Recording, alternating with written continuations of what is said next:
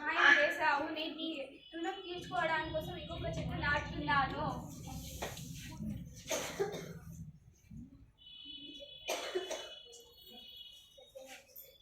చెట్టు నాకు ఎంతో సహాయం చేశావు నువ్వు. నేను నీ రుణం తీసుకోవడానికి కోసం నేను ఇంకొక చెట్టు నాటుతున్నాను.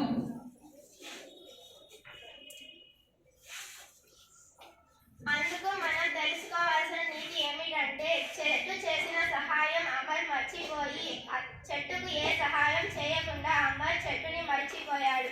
అతను ఒకవేళ తనకు నీళ్లు పోసి సహాయం చేసింటే ఆ చెట్టే పెరిగి